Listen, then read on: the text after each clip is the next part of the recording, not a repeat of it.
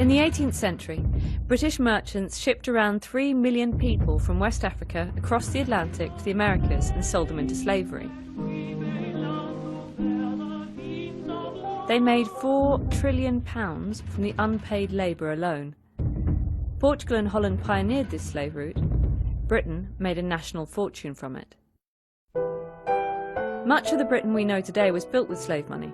Ports, cities and canals. Even the Church of England has admitted making money from the slave business. By the 19th century, a fifth of the British elite had made their fortunes from slavery. Among them, David Cameron's distant cousin, General Sir James Duff. The Liverpool merchants who founded what's now Barclays Bank were slave traders. In 1833, when slavery was abolished, slave owners were paid £20 million in compensation for their loss of property. That's £2 billion today. More than 10 million people died as a direct result of the Atlantic slave trade, but the survivors got nothing. West Africa, nothing. Now 15 Caribbean states, including Jamaica, have launched the first united campaign for reparations from Britain, France and Holland. They have suggested compensation equal to the sum offered to slave owners in the 1830s, £2 billion. They also want an apology, Don't blush. recognition of the historic atrocity. They hid in caves. My great-grandmother was born in a cave to make sure that she was not born as a slave. And that is what Britain perpetuated. But the British government has refused to give either. David Cameron's first official visit to Jamaica has amplified calls on Britain to agree to reparations.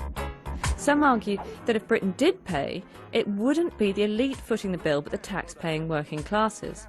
Others have said this was 200 years ago, it's in the past, why should I pay now? In Jamaica, slavery was followed with a century of colonialism. Most of the land is still in the hands of Europeans.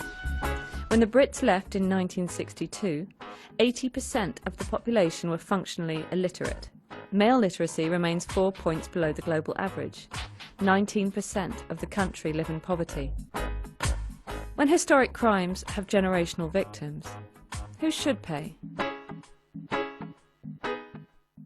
Basically, slavery and genocide has impacted not only the historical populations that were kidnapped from Africa, but also those of us who are the descendants of the enslaved today. And it's not only about trauma and multi-generational oppression. The whole discussion around wealth, there has been unjust enrichment to Britain, and there's also been unjust impoverishment, which has been passed on throughout the generations. So part of the legacy is this huge inequality that we see today between the descendants of the enslavers and the descendants of the enslaved. And what about and psychological scars which have had societal effects, ongoing economic effects, to which you've already said? What are the psychological scars? Well, part of that intergenerationally, it's not knowing who we are. It's a lack of connection, it's a lack of identity, a lack of nationhood, which is what makes us human beings, essentially. It's not being rooted, it's being considered minority populations when we come from global majorities. And it's about having second-class status and citizenship wherever we have been located as a result of this dispersal and depopulation that happened originally in Africa. And there is a phenomenon as well that you believe really does exist, which is post-traumatic slave syndrome.